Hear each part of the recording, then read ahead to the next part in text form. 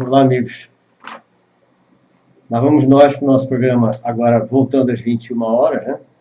Já que a maioria dos meus amigos achou melhor 21 horas, já que 20 horas muita gente não conseguia estar em casa pronto para assistir. Então vamos lá. Hoje nós temos 3 assuntos, como nós vimos, que são assuntos de importância fundamental. O primeiro deles é o TPAC, que é o transtorno do processamento auditivo central, uma polêmica que está confundindo muito médico, muito terapeuta, etc., e educador. O livro de Peter Gutt, que chegou, acabei de receber, Medicamentos Mortais e o Crime Organizado, e o vídeo da autista severa que eu coloquei aí no na nossa linha de tempo, que eu gostaria que vocês assistissem. Eu vou comentar esse vídeo, porque é um vídeo de uma autista severa americana, e o vídeo passa uma parte positiva, mas deixa entender que está havendo uma coisa negativa naquilo tudo, mas que é perfeitamente explicável pelo livro de Peter Gutt, que é o que nós vamos falar antes.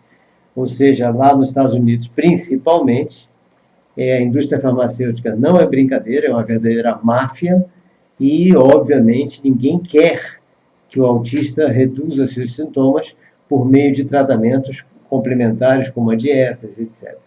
Então, a criança fica tomando medicamentos para enriquecer mais ainda os laboratórios farmacêuticos, e, na realidade, ela poderia estar menos agressiva, poderia ter reduzido todas aquelas inquietações. Quer dizer, dá pena você ver uma pessoa, uma menina dessa, como eu tinha algumas assim no meu colégio, e que não estão mais assim, justamente por causa do tratamento adequado, e que mantém ela lá nos Estados Unidos, mantém isso porque, obviamente, lá o lucro é a única coisa que nos interessa, que interessa a eles, né?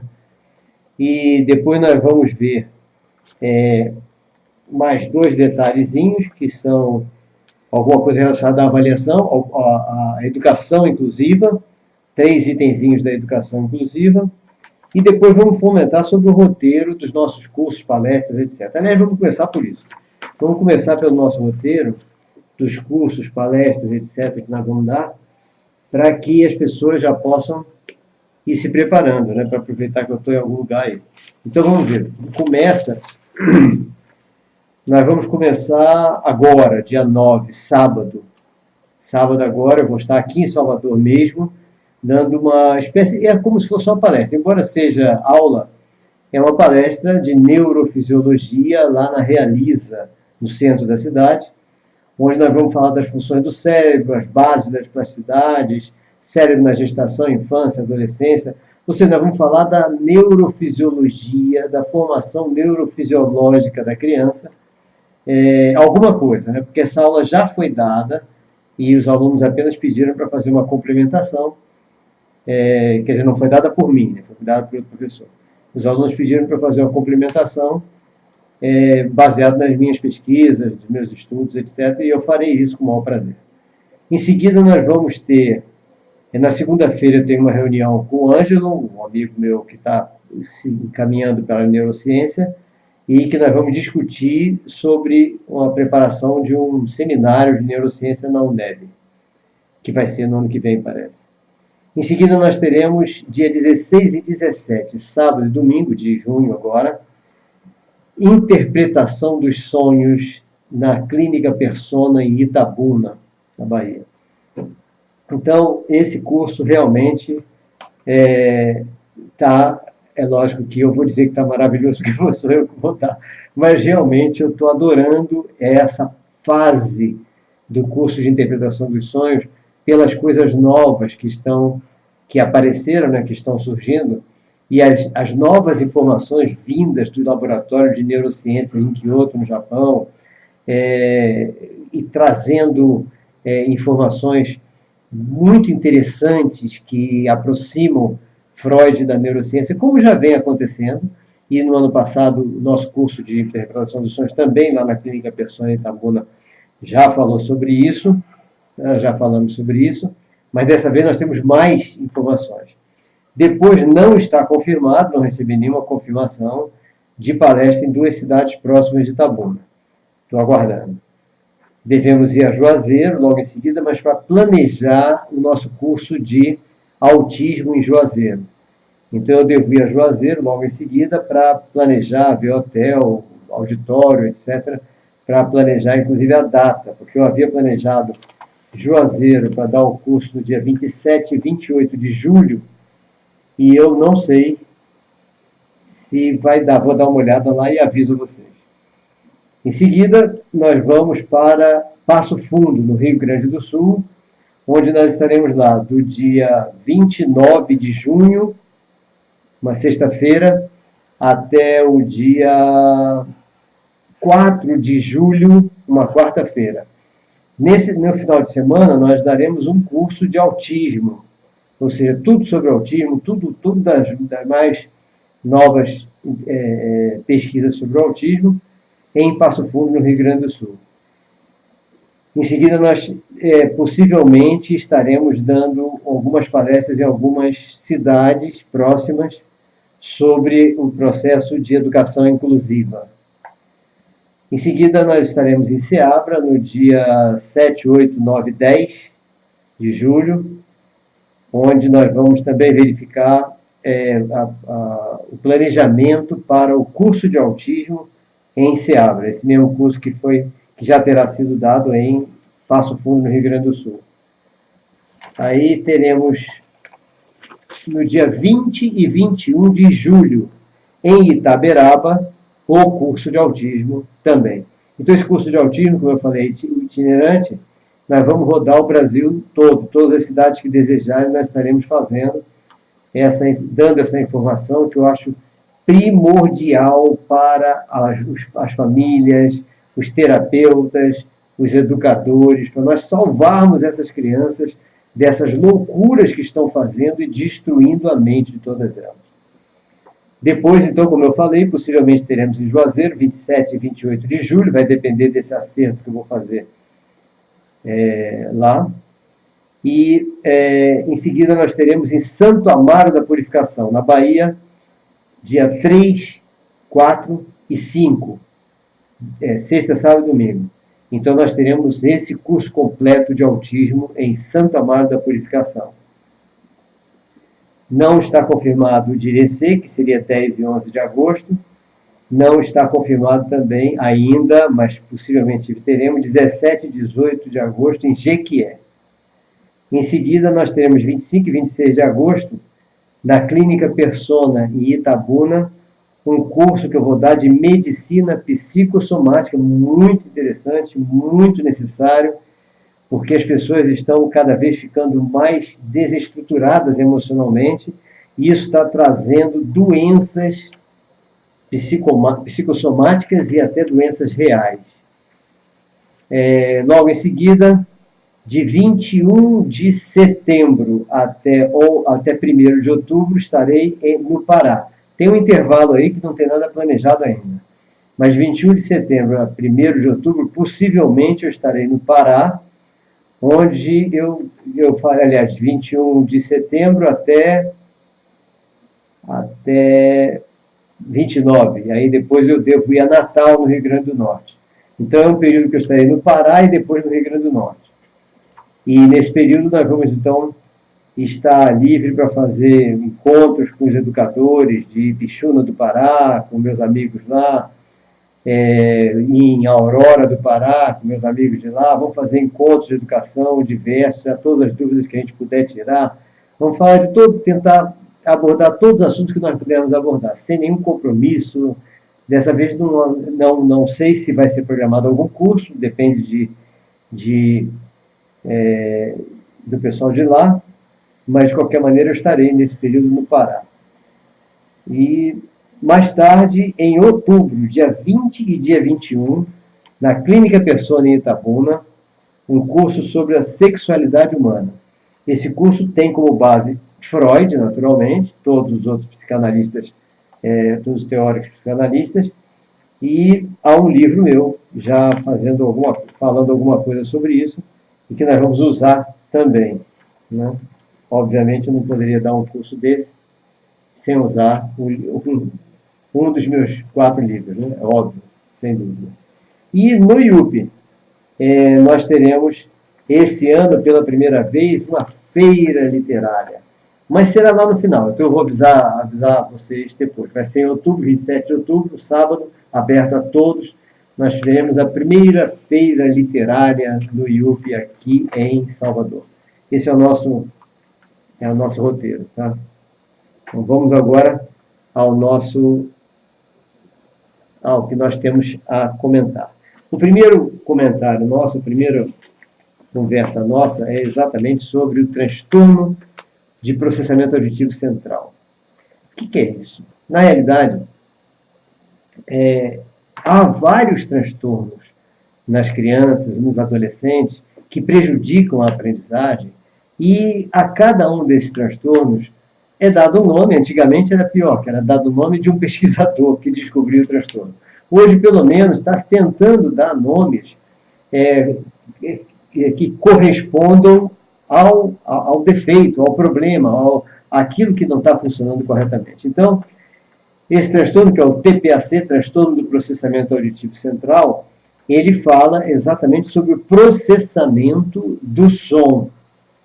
E então, vamos primeiro saber como é esse processamento do som, para saber que transtorno é esse e por que ele está sendo tão confundido com DDA, déficit de atenção, distúrbio de déficit de atenção, com hiperatividade, com esquizofrenia, com dislexia, com discalculia. Ele está sendo confundido com uma série de outros transtornos e distúrbios, e isso atrapalha, naturalmente, até o acompanhamento da criança e do adolescente.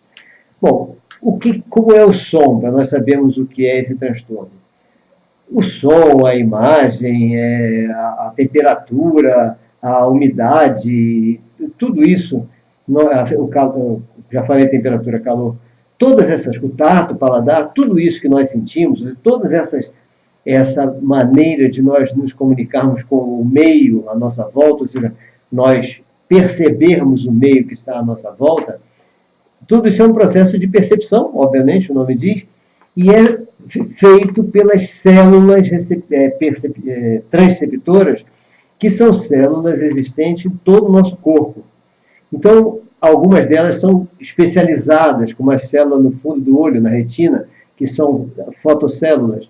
Algumas células também são especializadas, que são as que estão na cóclea, que são as células tipo capacitores, são quase semelhantes a capacitores, que são sensíveis à frequência sonora, diversas frequências sonoras. Outras células são sensíveis a substâncias químicas, como as células que estão na língua, no nariz, etc. O que elas fazem? Essas células captam o sinal externo, como a imagem, o som, etc., e transformam em pulsos elétricos. Por quê? Porque nosso cérebro só entende pulsos elétricos. Então, essas informações todas externas são transformadas em pulsos elétricos e vão para o nosso cérebro. Vão para onde? Bom, como nós estamos falando de um transtorno do processamento auditivo central, vamos falar do som. Então, o som é percebido pela cóclea, que está dentro do nosso ouvido, transformado em pulso elétrico. Esse pulso elétrico é jogado para dois processadores. Os pulsos elétricos que são gerados pelo ouvido direito são jogados no processador auditivo do hemisfério esquerdo. Os pulsos elétricos gerados pelo ouvido esquerdo são jogados no processador do hemisfério auditivo do hemisfério direito. Inverte, né? Cruzam. Esses processadores são milhões de redes neurais que vão fazer o quê? Transformar esse sinal elétrico em som. Então, o som que está lá fora, ele primeiro passa a ser pulso elétrico para depois voltar a ser som, para nós nos conscientizarmos daquele som. Então, esse processamento ele tem que ser perfeito para trazer todas as características do som que está lá fora. Inclusive, características que têm a ver, por exemplo, com nós temos dois ouvidos, que é o quê? Nós sabemos onde está o som, onde está a fonte sonora. Porque como nós temos dois ouvidos, se os nossos ouvidos estiverem funcionando bem, aí um barulho qualquer em algum lugar, o som daquele barulho vai chegar aqui no momento e vai chegar aqui num momento diferente. Essa diferença em nanosegundo ou em milissegundo vai nos dar a possibilidade de, por telemetria, saber exatamente onde está a fonte sonora. Então, isso significa a localização. Então, essa capacidade do nosso processamento auditivo de nos dar a localização é porque nós temos dois ouvidos. Se nós tivéssemos um só, nós não teríamos capacidade de sentir onde está localizada a fonte sonora. Então, nós temos por causa disso, por ter dois ouvidos. Bom, quem tem o transtorno do processamento auditivo central, esses processadores não funcionam bem. Se eles não estão funcionando bem, uma das coisas que ele não consegue fazer é essa localização. Então, ele não foi desenvolvido suficientemente bem para permitir essa localização. A outra característica do som é a lateralidade. Lateralidade é o quê? É você saber de que lado está vindo o som, só isso. O transtorno do processamento auditivo central também não permite você definir de que lado está vindo o som. Eu estou dizendo não permite, mas depende do grau do transtorno. Porque às vezes ele está prejudicado ou está completamente eliminado. Então depende da pessoa, depende do grau de comprometimento desse transtorno do processamento auditivo central. Então já são duas coisas que o mau funcionamento do nosso processador de som causa. Tá? Mais uma outra coisa que esse mau funcionamento causa. Repare que às vezes a gente está num local tumultuado, né, cheio de gente, tudo, mas a gente consegue ouvir, principalmente nós que somos fofoqueiros, né, ouvir o que uma determinada pessoa está falando, mesmo que diversas estejam falando. Por quê? Porque nosso processador de som tem a capacidade de audição seletiva. Então a gente pode focar, no caso focar auditivamente, né? Naquela voz daquela pessoa, e mesmo que esteja um barulho imenso em volta, nós acabamos conseguindo ouvir o que aquela pessoa está falando. Isso significa a seleção auditiva. O transtorno do processamento auditivo central não consegue. Então ele não consegue essa seleção. Ele não consegue ouvir quando tem barulho. Então, aí aparece um monte de sintoma. E os sintomas principais... Aliás, vamos primeiro ver quais são as causas que eu anotei aqui para não esquecer de falar sobre isso. Todos os artigos atuais, tá, sobre esse transtorno, e também na literatura médica anterior, leva à possibilidade desse transtorno ser de origem genética. Aliás, quase tudo é levado a essa ideia dos transtornos serem de origem genética. Não nego que possa ter origem genética, sem dúvida. Só não acredito muito nisso, e estou estudando bastante sobre isso, pelo fato de que uma cientista, que não me lembro o nome agora, vários cientistas, inclusive essa, a principal, está estudando uma coisa que é verdade, que o nosso cérebro ele trabalha incessantemente para corrigir todos os nossos defeitos. Então, eu acho que um problema desse tipo genético teria sido corrigido na linhagem de antecedente imediatamente superior. Mas, porque esse transtorno pode ser corrigido? Para mim, esse transtorno... bom, vamos ver o que os trabalhos médicos hoje dizem. Falam da genética e falam de lesão cerebral. Óbvio, qualquer lesão cerebral, uma traumatismo craniano, vai causar um monte de transtorno, não há dúvida. Mas o que eu acredito que seja a causa principal desse transtorno, eu acredito não é chute meu, é baseado em pesquisas de diversos cientistas e que nós estamos mantendo contato. É o seguinte, uma má formação da parte neurofisiológica da criança, que é fácil acontecer. Durante todo o processo, que aliás é o que nós vamos conversar no sábado agora, na Realiza, né, com essa turma que eu vou dar essa aula. Durante todo o processo de desenvolvimento da criança, toda a parte neurofisiológica vai se formando por demanda. Esse é o problema. Ou seja, na medida que a criança vai necessitando, vai então engrossando a massa encefálica, que significa criando mais redes neurais, formatando mais redes neurais, programando essas redes neurais. Então, é por demanda. Então, se não houver demanda, pode haver uma má formação dessas redes neurais. Pode haver uma redução da massa encefálica, da substância cinzenta e da substância branca. Então, obviamente, esses problemas causados para esse transtorno, tanto podem ser genéticos, como podem ser por traumatismo craniano, como pode ser com uma má formação por falta de demanda. Isso ocorre com TDAH, hiperativo, por exemplo. Uma das coisas que o pessoal da Noruega, vários cientistas tinham comentado, é que eles acreditam que a redução do lobo pré-frontal que faz com que a criança fique hiperativa, nada mais é do que falta de limite na educação, ou seja, não houve demanda para que o cérebro criasse algo que fizesse a autocensura. Então, isso pode acontecer também no processamento auditivo central. Alguma coisa pode não ter permitido esse desenvolvimento correto neurofisiológico da criança. Mas, tirando as origens, vamos aos sintomas. Sintomas são diversos. Por exemplo, olha só como os sintomas podem ser facilmente confundidos com um monte de outros sintomas. Por exemplo, um deles, dificuldade de concentração. Qualquer um confunde com distúrbio de déficit de atenção.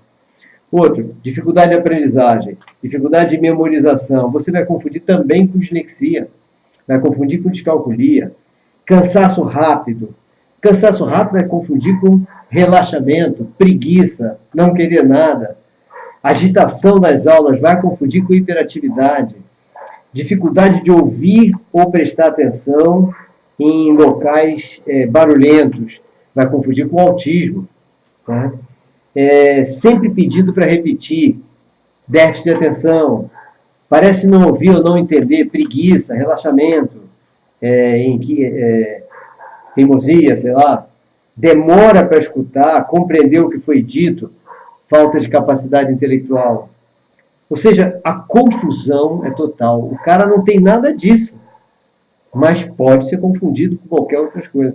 Dificuldade de conversar com duas pessoas ao mesmo tempo. Aí pode achar até que o cara é mal educado, que nem eu, que quando eu estou conversando com uma pessoa, a outra fala uma coisa, ou presta atenção a uma, ou presta atenção a outra. Eu devo ter esse transtorno. Vou até pesquisar se eu tenho.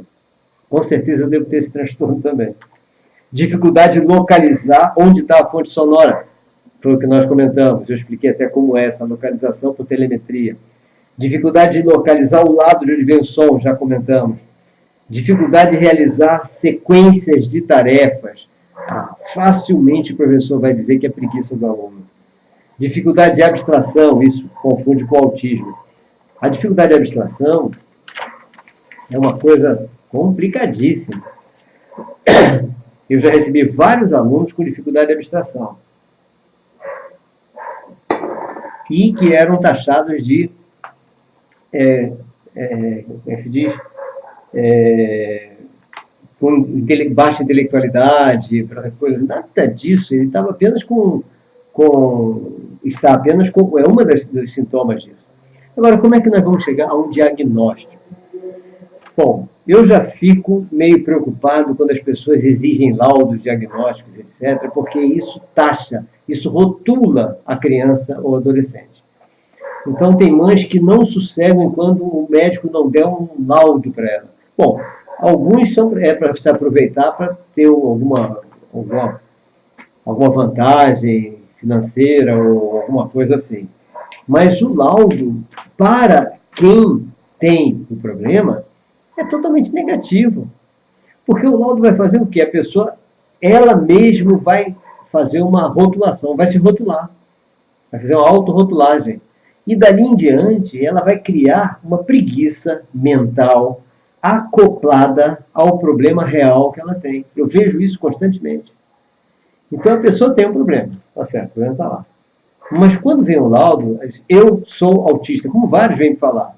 Hoje mesmo teve um aqui, eu sou Asperger. Eu digo, tá bom, parabéns, muito prazer, eu sou Roberto. E é minha aluna, que já está lá há muito tempo, né? mas que descobriu que é Asperger porque a psiquiatra disse a ela que ela é Asperger. Eu sempre disse que ela não era. O tempo todo eu digo que ela não é nada, que ela é normal, que ela pode ser tudo, as dificuldades que ela tem são dificuldades que todos nós temos, cada um num nível diferente. Eu detesto a rotulagem. Na hora que a gente rotula, a criança se sente diferente. Se você diz, não, você é normal, todo mundo tem essa mesma dificuldade de falar com você, só que uns têm dificuldade de falar, outros têm dificuldade de raciocinar, outros têm dificuldade disso ou daquilo. Aí a pessoa com isso, e você vai poder compensar isso tudo rapidamente, é só fazer exercício e acaba compensando. Mas se ela sabe que é autista, que é disléxica, que é descalcúlica, que é isso, que é aquilo, vai ser mais difícil. O cérebro mesmo se convence. Eu sou disléxico, então eu não posso fazer isso e não faz. Agora, se a pessoa não se convence de que é uma coisa dessa, vamos então trabalhar para sair, reduzir todos os sintomas. Posso estar super errado. Um monte de gente, inclusive pais de disléxicos, de descalcúlicos, de autistas, muitos pais são contra mim nisso. Mas eu ajo dessa forma. Não posso fazer nada com uma criança que chega na minha escola, já que a família já diz, eu sou autista, eu sou Asperger, eu sou isso, eu sou aquilo. Não posso fazer nada porque a família é quem manda. Né? Mas eu sou contra. Para ter um diagnóstico, então, nós precisamos, como sempre, nesses casos todos, que são casos polêmicos, não são casos que você descobre com o exame neurológico, nem com exames clínicos comuns. Então, seria o quê? Uma equipe multidisciplinar. Vamos precisar de uma equipe multidisciplinar e, obviamente, como o processo tem a ver com audição, e é sempre bom a gente checar se os elementos perceptores da criança estão bons, então é interessante fazer um exame completo com o otorrinolaringologista, lógico. Isso deve ser feito desde o início, quando a gente desconfia alguma coisa relacionada ao ouvido, nariz e garganta, lógico, né? Mas quem vai fazer o acompanhamento é o fonoaudiólogo da área audiológica. Então, esse fonoaudiólogo, e junto com a equipe multidisciplinar, é que vão avaliar, vão traçar planos de treinamentos de recuperação para reduzir todos os sintomas. Tá? Então, eles vão fazer isso. Havendo necessidade, logicamente, ver se será que tem algum defeito neurológico, encaminha-se para exame ao neuropediatra, não há dúvida. Né? Agora, o que nós precisamos nesses exames? Esse exame, nós procuramos, como em todos os exames de todos os alunos que têm qualquer tipo de transtorno, qualquer tipo de síndrome, qualquer tipo de dificuldade, etc., nós procuramos saber o quê? Quais as habilidades dessa criança ou desse adolescente que estão totalmente preservadas, quais as habilidades que estão com um pouco reduzidas e quais as habilidades que parecem inexistir. É isso que nós queremos. Agora, para quê? Para nós trabalharmos as preservadas para aumentar a autoestima dele, porque só em aumentar a autoestima e mostrar que ele tem habilidades maravilhosas, ainda mais se alguma dessas habilidades for melhor do que a dos alunos que não têm esse transtorno. Melhor ainda. Então, em todo momento, é aumentar, utilizar as habilidades preservadas para que a criança ou adolescente se sinta muito bem, tranquilo, super normal, porque aquelas habilidades estão tranquilas. Pegar as habilidades que têm baixo desempenho e sutilmente ir desenvolvendo elas, fazendo exercícios para desenvolvê-las. Todas as vezes que nós estivermos fazendo exercício dele, os resultados, por menores que sejam, que essa criança ou esse adolescente alcançar, nós temos que reconhecer. Isso, gente, é de uma importância tão grande. Vocês já sabem que eu vivo falando sobre isso. Né? Vivo falando sobre isso. Mesma coisa, Raimundo Oliveira, a criança com paralisia cerebral. Tudo que eu estou falando serve para ela também. Tá? Na realidade, o que eu estou falando para esse transtorno de processamento auditivo central, serve para vários transtornos, várias síndromes e várias deficiências físicas e mentais. Tá? Então, serve também para criança com paralisia cerebral. E por quê? Porque tudo é consertável. pode levar uma eternidade, pode levar muito tempo, nós não temos que criar expectativa. Mas se nós deixarmos o cérebro da criança trabalhar em paz, esse cérebro vai fazer de tudo, muito mais do que qualquer um de nós pode fazer, para que todos os defeitos sejam consertados. Isso é fato. Isso é fato. Né? Então, a partir daí, nós desenvolveremos o quê? Programas de treinamento auditivo, né? Para que vá sendo recuperado. A gente vai recuperando, melhorando todos aqueles sintomas e reduzindo todos aqueles sintomas que são característicos do transtorno do processamento auditivo central. Então, esse é o detalhe. Tá? E então, como Raimundo Oliveira perguntou, e eu respondi, mas para quem não prestou atenção, qualquer deficiência, qualquer síndrome, qualquer transtorno, nós temos que ter criatividade suficiente para desenvolver atividades baseado nas habilidades que estão preservadas na criança, para, em primeiro lugar, antes de tudo, elevar a autoestima dela. A elevação da autoestima é algo fundamental em todos os aspectos. Então, se nós estamos pensando em elevar a autoestima, nós estamos certos. Se o nosso trabalho está elevando a autoestima, o nosso trabalho está certo. Se a nossa metodologia não está elevando a autoestima, o nosso trabalho está errado. Gente, isso não serve só para transtornos, síndromes, não. É bom que todos os professores me ouçam agora. Se bem que, lógico, quem está aqui está ouvindo. É o seguinte. Gente, qualquer aula que nós estejamos dando, de qualquer matéria, de qualquer assunto, para qualquer tipo de aluno, não precisa ter transtorno, síndrome, como nós estamos falando, não. Se nós nos preocuparmos em elevar a autoestima de todos os nossos alunos, em vez de baixar a autoestima deles, ameaçando com nota, a pior coisa que tem é ameaçar com zero, ameaçar com reprovação. Para que isso? Ameaçou com nota, ameaçou com zero, ameaçou com reprovação, você baixou a autoestima do cara. Alguns professores dizem, mas só assim eles vão estudar. Então, está errada a metodologia. Então, a sua relação com eles está errada. Nós não podemos baixar a autoestima, nem ameaçar, nem com coisa nenhuma, nenhum aluno. Principalmente quando tem um transtorno, uma síndrome, etc. Mas vamos tirar isso. Vamos tirar o transtorno, a síndrome. Se nós baixarmos a autoestima, o cérebro dessa criança, desse adolescente, vai trabalhar no sentido de destruir a mente dele. Ele vai ficar burro por culpa do cara que está ameaçando ele. Tá? E outros problemas podem advir disso. Isso é muito importante que todos entendam para evitar que a gente faça essa besteira, que essa besteira está sendo feita constantemente. Na minha escola, eu praticamente proibi os professores de darem nota aos alunos, exatamente para evitar isso.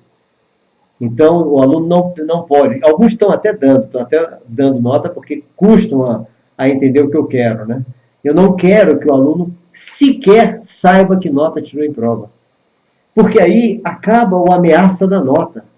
Então, eu quero que o foco do aluno saia da nota e passe para assunto. Que assunto eu errei? Para ele estudar o assunto e recuperar o conhecimento. Nota, ele vai querer saber que nota ele vai ter que tirar para compensar a nota. E o assunto? Cadê? O assunto esquece, desapareceu da mente dele. Por isso que nós somos burros. Por isso que no Brasil nós somos burros. Nós não temos aprendizagem. Nós somos o país mais burro que existe. Ou seja, um índice zero de aprendizagem por causa disso. Mas é difícil, viu? O pessoal quer usar.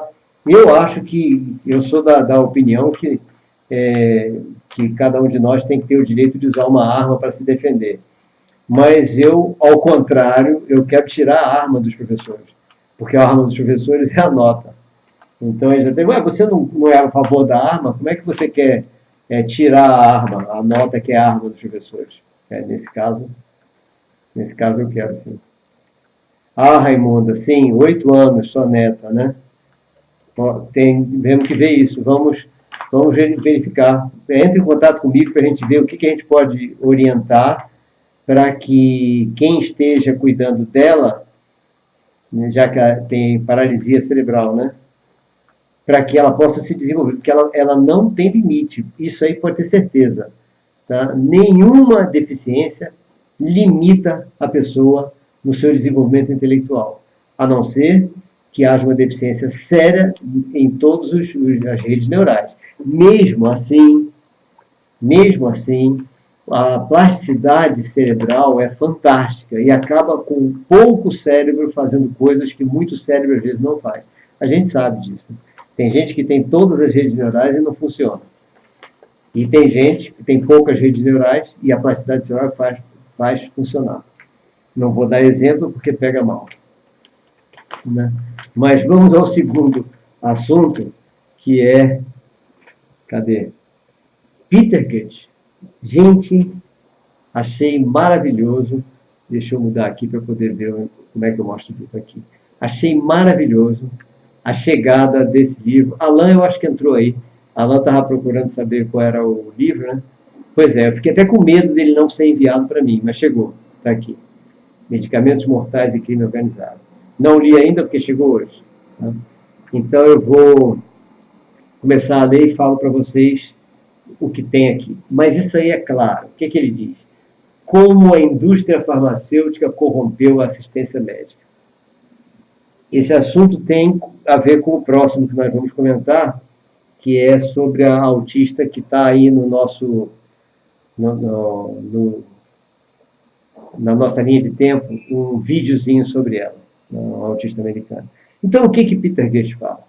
É lógico, eu não li ainda, apenas ele está aqui, é toda a comprovação dele, mas eu sei o que ele diz. Ele mostra, ele ganhou o prêmio anual da British Medical Association em 2014, na categoria Bases da Medicina. Ou seja, é um pesquisador, é um cientista de renome mundial, é dinamarquês, de renome mundial, não é qualquer um. Tá? Então, a gente já vê que o que está escrito aqui é coisa séria. E ninguém conseguiu processá-lo até agora. Por quê? Nem tentaram, porque está tudo comprovado aqui. O que a indústria farmacêutica faz? Que ele comenta. Usa coisas que são claramente venenosas, coisas que são, como ele diz, mortais, comete abusos terríveis, de jogar medicamentos em lagos, em rios, etc., provocando câncer, provocando disfunções na população em volta, e não faz nada para corrigir o problema. Isso aconteceu com as indústrias inglesas, isso aconteceu com diversos laboratórios farmacêuticos aqui na Amazônia, tá?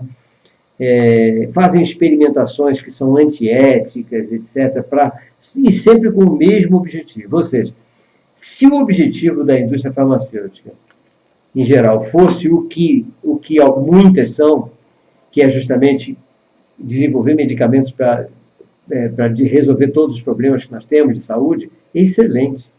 E isso existe. Todos os medicamentos desenvolvidos, eu tenho ex-aluno fazendo farmácia, que está acompanhando isso maravilhosamente bem, que é Diego Agnello, e que agora está vendo claramente isso, ou seja, a maravilha que é a pesquisa farmacêutica para desenvolvimento de novas vacinas, novos medicamentos. O problema está na ganância e na falta de ética. Então é exatamente esse ponto que ele põe. Então o que Peter Goethe fala é que eles, em vez de ficarem na parte maravilhosa, tá, espetacular do desenvolvimento farmacêutico, a ganância faz com que eles ultrapassem isso e só pensem em lucro. Ao pensar em lucro, eles estão matando a população. Então, esse livro eu estarei lendo já a partir de amanhã e vou passar para vocês, aos poucos, algumas informações que ele está falando lá. Algumas eu já não dele, que eu já passei aqui, que são interessantes da gente lembrar, são aquela denúncia feita por Stephanie Zeneth, que é sobre o glifosato. Então, ela falou o quê? Que um dos medicamentos mortais que Peter Goethe comenta é o glifosato sendo usado em agrotóxicos e nos transgênicos. O glifosato, então, ele é usado no medicamento, no agrotóxico mais vendido da Monsanto, que é o Roundup. Tá? De vez em quando a gente vê uma propaganda dessa. E não tem limite, usa-se à vontade. E esse glifosato, ele é um elemento, ele tem a possibilidade de desenvolver ou disparar o autismo nas crianças. Segundo Stephanie Seneff, e eu já comentei, em 2025, para cada 2 crianças nascidas, uma será autista. Lindo isso, né? Então, já viram que, se por acaso Alisson Muotri e Karina Grise Oliveira conseguirem rapidamente desenvolver a cura do autismo, pronto. Está resolvido o problema do glifosato, da Monsanto, do Roundup, tudo isso. Mas se eles não conseguirem desenvolver isso a tempo, nós vamos ter um aumento vertiginoso dos autistas no mundo e isso, naturalmente, não será bom. Lógico que não. A não ser que a gente se acostume e passemos a ser uma civilização autista. Né? Pior disso tudo foi que a Monsanto foi comprada pela Bayer. Isso significa, então, que a Monsanto, que já era uma potência, agora é uma potência muito maior. Então, com isso, todas aquelas propinas que eram passadas, que são passadas, está claro, para todas as autoridades, né, de liberação de produtos químicos, né, no mundo todo, aumentarão. Então, a potencialidade financeira desse conglomerado que foi feito agora, que é a Monsanto mais a Bayer, vai fazer com que essa propina seja muito mais alta, muito mais elevada e com muito mais efeito. Então, já vai ser mais difícil as pessoas recusarem tanto dinheiro para poder liberar medicamentos com glifosato, vacina com metal pesado. Então, vai continuar tudo como antes, ou pior ainda, porque agora vai ter muito mais dinheiro. Essa máfia que Peter Gates compara o crime organizado dos laboratórios farmacêuticos a ele, vai ter muito mais poder, né? Poder de fogo. É o mundo que nós estamos vivendo, né?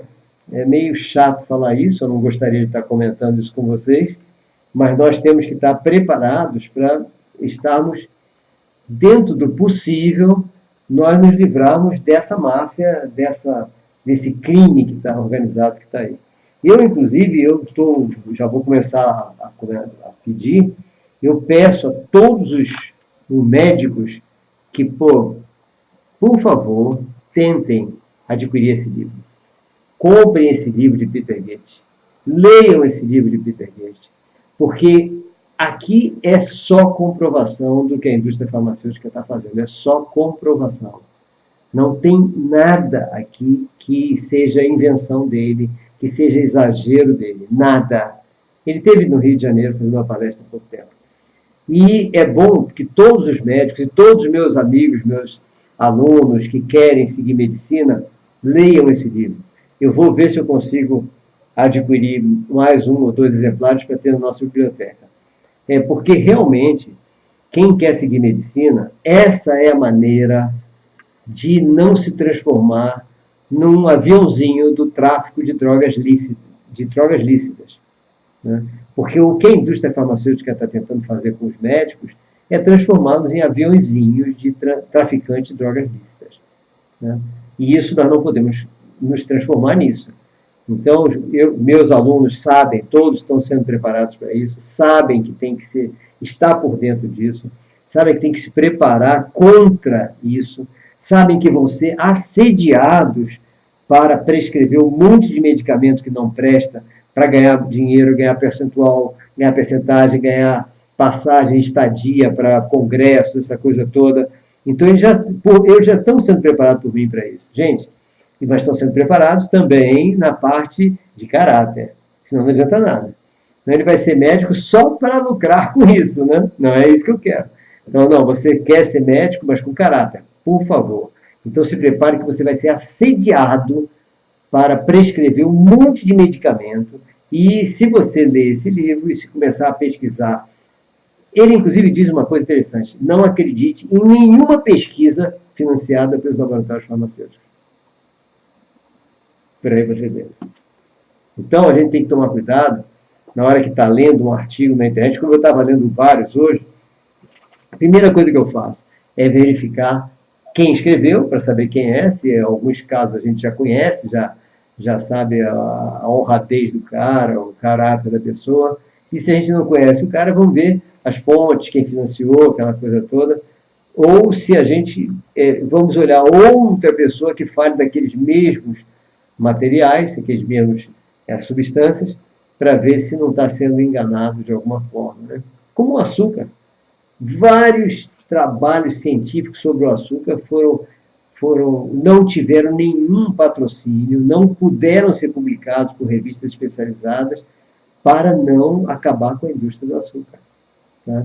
Por quê? Porque provavam o quanto que o açúcar branco refinado faz mal à saúde humana, faz mal à mente humana, faz mal à psique humana, traz depressão, traz tudo, ou seja, e está aí o açúcar, todo mundo usando, eu não, mas todo mundo usando o açúcar refinado branco. Lá em casa a gente usa o demerara, que é muito menos mal. Mas o açúcar refinado branco, um perigo para tudo, para depressão, para tudo. E outras coisas mais, né? E foi tudo boicotado. Nada disso foi deixado passar. Tá? Bom, então esse é... Agora vamos ver o seguinte. Aqui no nosso Linha do Tempo tem um vídeo, como eu comentei, dos Estados Unidos, dessa autista severa. Então mostra uma coisa maravilhosa, que essa autista não falava, muito agressiva, ela tem comportamentos repetitivos brabos, de bater a cabeça no chão, não sei o quê. Ou seja, ela é, a autista severa sem controle, não tem controle nenhum. E não falava. Então, de repente, colocaram um computador, ela começou a digitar no computador, mas sem reduzir nenhum sintoma. E começou a pedir socorro. Ou seja, ninguém sabia que ela sabia ler, sabia escrever, sabia se expressar, mas não consegue falar. Então o computador passou a ser uma maravilha para ela, que ela começou a falar tudo sobre ela. Está escrevendo até um romance agora. Está um pouco mais calma, mas continua agressiva, continua inquieta, continua com todas as comorbidades, todas as coisas relativas ao autismo severo. Por quê? Será que ela não podia estar com os sintomas reduzidos? Então, assistam o vídeo e vejam a parte boa. Mas agora vamos refletir a parte negativa. A parte negativa é que ela é americana. Sendo americana, obviamente, só se pensa em lucro. Se só se pensa em lucro, a única coisa que essa menina deve estar tomando é risperidona, Rivotril, etc., para enriquecer os laboratórios. Óbvio, né? Então, eu duvido que essa menina tenha feito todos os exames clínicos necessários para descobrir quais são as causas dos sintomas para reduzi-los, enquanto não tem cura para o autismo. Que é isso que a gente tem que fazer. Mas se isso ocorre, como tem acontecido com diversos autistas que eu estou acompanhando, o que acontece? Diminui a necessidade da prescrição desses medicamentos caríssimos e que enriquecem os laboratórios. Então, para o americano, isso não interessa. E foi até interessante que eu assisti uma vez, eu estava em Washington, e assisti, tinha do lado da conferência que eu estava dando, tinha uma conferência sobre autismo, um encontro de autismo, não sei o quê. Aí, como eu sempre me interessei, fui dar uma olhada lá. Quando eu cheguei lá, o que o americano faz?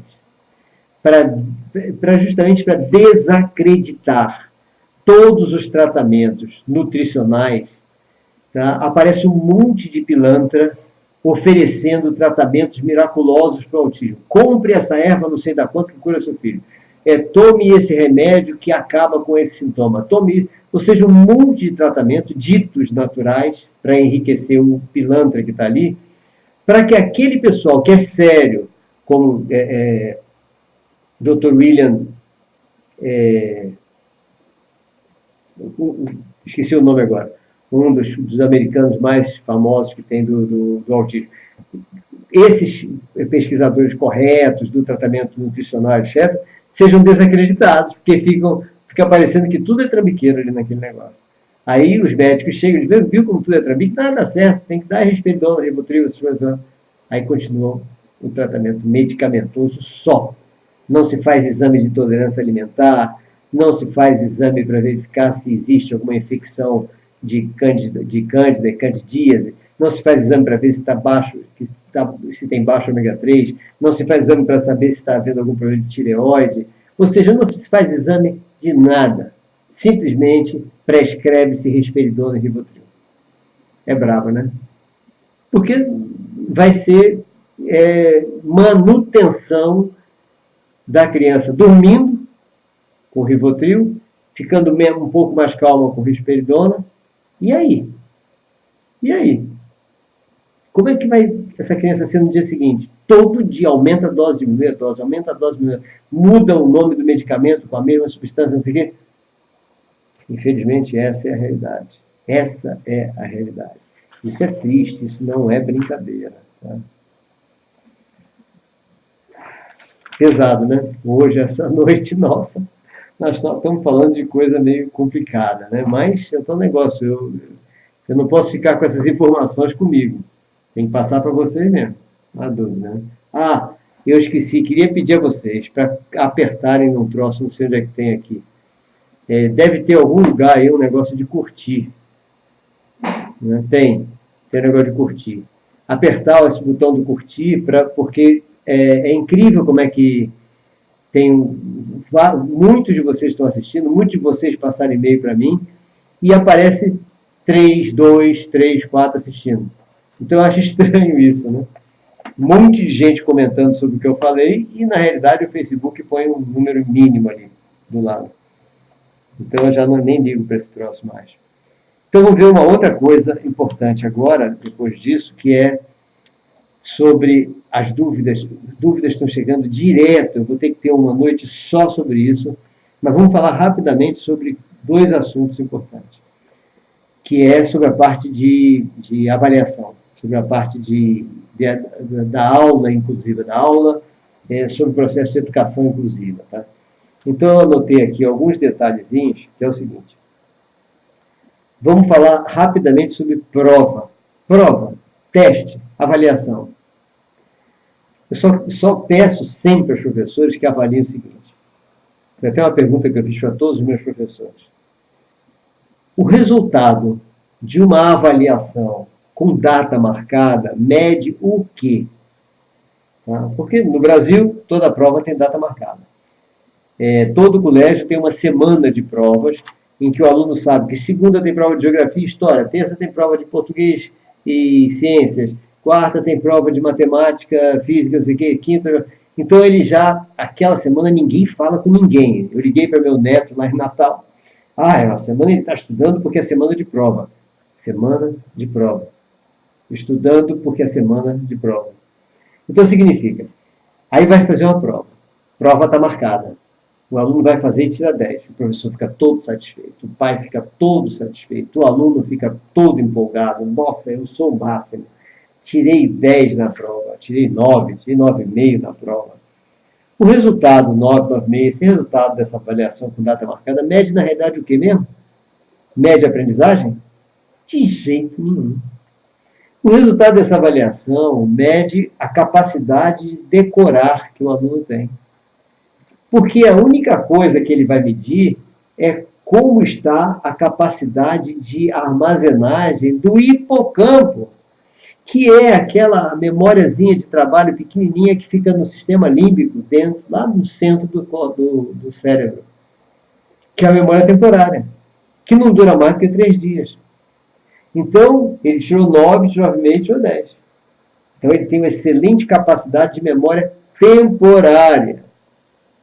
Lógico, os alunos que sabem estudar, que estão estudando corretamente, também vão tirar 9, 9,5 e 10. Mas esses, prova seja marcada ou não marcada, faz diferença nenhuma.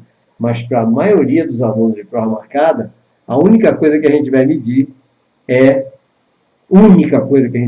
a capacidade que ele teve de decorar a matéria. Então, aquele hipocampo, ou seja, a memória temporária dele é a única coisa que está funcionando muito bem. Então, prova marcada só mede isso. E o professor fica todo satisfeito. Todo satisfeito. Então, ele adora marcar a prova porque ele adora achar que ele ensina muito bem. Tá? Então, quando eu falo dos professores, está proibido marcar a prova, os professores entram em crise, porque ele sabe que não marcando a prova, que a prova sendo de surpresa, os resultados vão ser péssimos. Está refletindo o que ele ensinou, a capacidade que ele teve de fazer, de gerar aprendizagem. Então, agora vamos ver o contrário. Uma prova de surpresa, ela mede o quê? Ah, essa sim.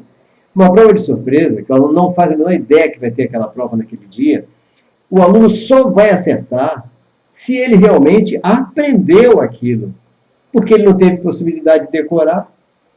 Então, por isso que a prova surpresa é a única prova que mede a capacidade que o professor tem de garantir a aprendizagem dos seus alunos. Prova marcada não mede a capacidade do professor para garantir a aprendizagem de aluno nenhum. Mede a capacidade que o professor tem de apavorar o aluno para decorar, para tirar nota boa, para não ser reprovado. Então, reflitam sobre isso. Prova marcada, prova de surpresa. E vejam que realmente não tem nada a ver prova com data marcada. Prova com data marcada, todo mundo está sendo enganado. O professor está se enganando, o aluno está se enganando e a família está se enganando. É só refletir sobre isso. Só refletir mesmo. Então, isso está difícil da gente dizer, está difícil da gente mostrar. Mas será que não dá para parar para pensar e ver que é esse o caso? Gente, eu não vejo outra... Eu acho tão simples pensar nisso. Ou será que... Também eu posso estar errado, né? É possível. Porque a gente não acerta em tudo. Ó. Boa noite, Wallace. Até que enfim eu vi você aqui. Tá? Então, prova marcada a gente já viu. Prova de surpresa é a única válida. Única que vale. Tá? Outra coisa, vou aproveitar para ver também. Outra pergunta que eu tenho feito a todos os professores. Você tem uma metodologia, que é a metodologia que eu vivo ensinando, né? Que é de você colocar, dar aula, fazendo o marketing do assunto para empolgar todo mundo. Em seguida, você preparou já um roteiro, aí distribui os alunos em grupo, os alunos vão resolvendo um estudo dirigido como se você não estivesse na sala, você professor. E você senta em cada grupo para acompanhar o trabalho que cada grupo está fazendo. Com isso, você vai conhecendo os alunos todos, sabendo a dificuldade de cada um, podendo dar atenção àquele aluno especial que está no meio ali, sentando mais tempo com ele para orientar o que ele vai fazer, aquela coisa toda. Agora, se você não sentar do lado do aluno especial, vamos refletir de novo. Se você, na sua aula, não senta do lado do seu aluno especial para orientar ele a fazer a tarefa, tá? Ele vai fazer a tarefa? Ele vai aprender a tarefa? Não. Então, como é que a gente vai fazer para ele aprender a tarefa? Sentar do lado dele e resolver a tarefa junto com ele, orientar. Se no decorrer dos processos de aulas a gente descobrir que tem um aluno excelente que pode servir como monitor, ele vem para o grupo e ele fica ali com aquele aluno especial quando você não estiver naquele grupo. Mas a missão do professor é estar sentado no grupo, orientando, avaliando, ajudando e tirando dúvidas de cada um dos grupos de alunos que tiver na sua sala. O professor sentado na sua mesa, dando aula para 30 alunos enfileirados, serve para que isso? Serve para quê mesmo? Eu não sei para que serve. Aula expositiva, 30 alunos enfileirados, serve para metade dos alunos dormirem, a outra metade está olhando o celular. Mas o pessoal insiste em dar aula expositiva. Né? Às vezes, a explicação expositiva é necessária, mas uma aula toda expositiva, atualmente, só serve para o aluno que já tem uma cultura de estudo em casa, na família, e que ao chegar na aula ele pode estar sentado na última cadeira. que ele vai prestar atenção, ele vai tirar dúvida, ele fez anotações, mas só serve para esses alunos, não serve para mais ninguém. Para mais ninguém. Então, esse é o detalhe que, por isso é que a metodologia de dinâmica grupal com escola invertida, que é a do IUP, dá certo se fizer assim. Se o professor não tiver sentado em cada grupo, ao lado de cada aluno, mexendo, o aluno que não se mexe, mexer até na mão dele para ele escrever, viu como é bonitinho, fazer igual, desenhar, não vai ter crescimento nenhum. Os alunos que já estão, a gente vai de grupo em grupo, como eu falei. E, de repente, você vai usar monitores para fazer esse trabalho, mas sem ser assim. Eu não conheço outro método de garantir aprendizagem para aluno especial. Aí eu faço a seguinte pergunta: como ensinar e ajudar um aluno especial na aprendizagem sem precisar do professor auxiliar? Porque alguns se valem do professor auxiliar. Ah, não, para o aluno especial tem que ter um professor auxiliar para ensinar ele. Professor auxiliar para ensinar ele? Para quê? Na metodologia de dinâmica grupal não precisa de professor auxiliar. Precisa, sim, do mediador, caso o aluno precise ir ao banheiro, não tenha condição de se movimentar, se locomover, etc. Tá? Então, aí sim precisa desse mediador. Agora, normalmente, é o professor regular quem vai fazer isso. Ele que é o responsável por todos os alunos da sua sala, pela aprendizagem, né? Pela aprendizagem de todos os alunos. Então, eu perguntei isso. E, sem abandonar a turma regular. Assim, e como é que o professor, então, pode dar atenção ao aluno especial sem abandonar os alunos não especiais? Eu não vejo outra forma que não seja de dinâmica grupal.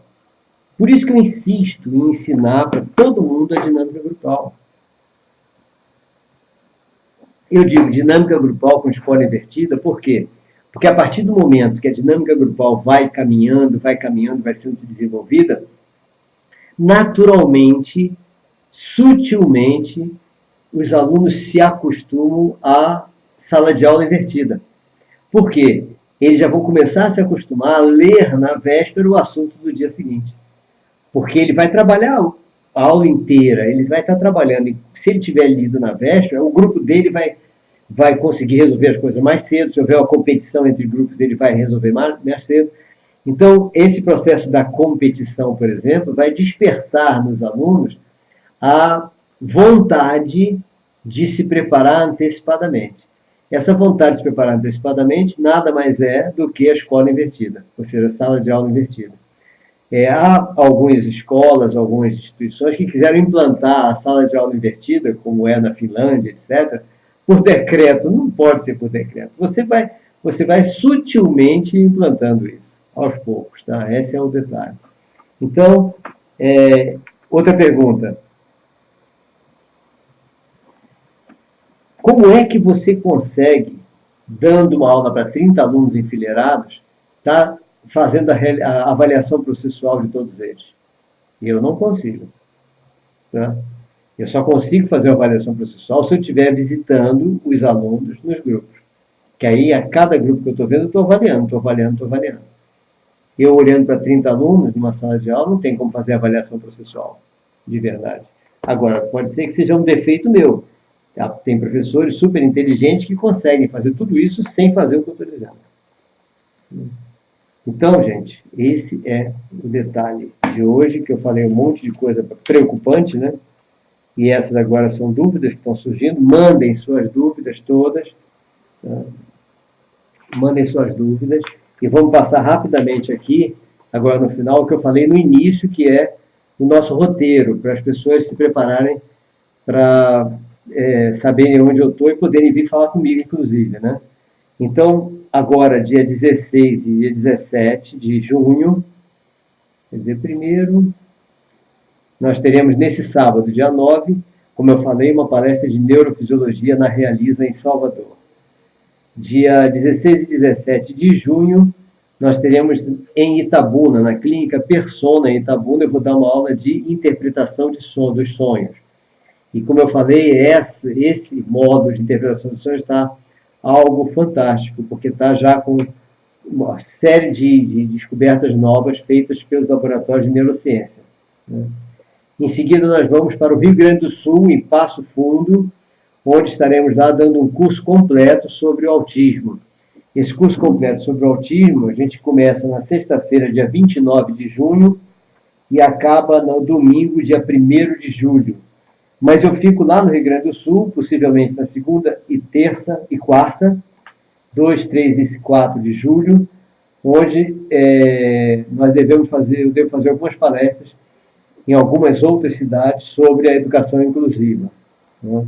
Em seguida, ao chegar sexta-feira, aí eu vou para Ceabra, na Chapada Diamantina, para visitar meus amigos lá, da Lagoa de Boa Vista, e também combinar na segunda-feira e terça com a Secretaria de Educação a possibilidade de fazer o curso de autismo lá em Ceabra também. Mas eu vou principalmente para ver meus amigos lá em Lagoa de Boa Vista, que é um local maravilhoso e é uma família que eu adoro. E depois, de lá eu vou para Juazeiro. Então, de Ceabra eu vou a Juazeiro para programar o curso de autismo em Juazeiro.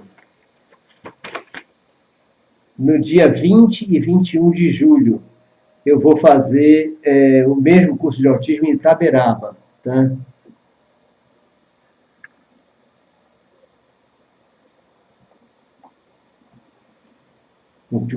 Eu parei um pouco aqui por causa do que Vânia Michael Becker colocou aí. Sonhei com o mundo acabando essa noite que se passou, aí eu orava muito com outras pessoas. Ó, lógico que a interpretação dos sonhos não é esse tipo de interpretação de sonho premonitório, ou esse tipo de sonho. Esse sonho premonitório é interessantíssimo nós conversarmos sobre isso. Nós temos que ter um momento sobre sonhos. Aliás, eu vou fazer um vídeo sobre sonhos logo depois do curso de Itabuna e vou fazer um sobre esse tipo de sonho também, tá?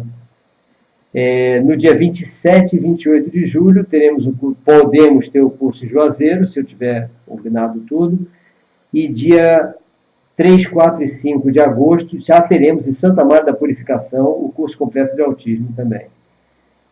Não está confirmado o Direcê, que seria no dia 10 e 11 de agosto. Ainda não recebi nenhuma confirmação. Mas está, possivelmente, haverá o 17 e 18 de agosto em Jequié, mesmo curso de autismo. Em seguida, 25 e 26 de agosto, nós teremos um curso de medicina psicossomática na Clínica Persona em Itabuna. É um curso muito interessante, tá? E Pará. No Pará nós estaremos a partir do dia 21 de setembro. Então nós vamos dar um passeio por Ipixuna do Pará, Mãe do Rio, Aurora do Pará, e depois eu vou para Natal, no Rio Grande do Norte.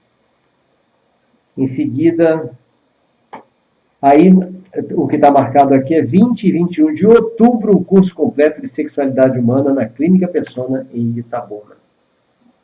Por enquanto é isso. E mais tarde nós vamos conversar com vocês lá para o fim do ano, convidar todo mundo para a primeira feira literária do IUP, que vai ter em outubro desse ano, né? Então nós vamos agora estimular isso, tá? Estimularemos isso. Ok, gente? Então, eu não sei se alguns de vocês viram, eu fiz uma rápida entrada após o pôr do sol hoje de noite, né? Pelo YouTube, para experimentar como é que está a transmissão pelo YouTube. E pelo que eu vi, ela tem muitas falhas, está pulando muito, etc., com muitas interrupções. De qualquer maneira, eu vou fazer algumas tentativas daqui do YouTube de entrar em alguns momentos ao vivo, né, pelo YouTube, porque várias pessoas estão pedindo para que a gente se faça pelo YouTube, né? Porque acha mais fácil, ou não tem Face, coisas assim. Mas, de qualquer maneira, tudo isso vai para o Face depois. Ok? E também faremos, em algum momento, nós vamos fazer uma live rápida, só para testar, para fazer uma experimentação pelo Instagram. Ok? Então, gente, um forte abraço para todos vocês, né? E até a nossa próxima quarta-feira, sempre agora às 21 horas, como nós combinamos, né? Porque a maioria só estará disponível às 9 horas da noite. E até lá, mandem suas dúvidas, questionamentos, etc. para nós, pelo e-mail, robertoandes@gmail.com, ou por aqui mesmo pelo Face, ok? Forte abraço, então, e até a qualquer momento, ou na próxima quarta-feira, às 9 da noite.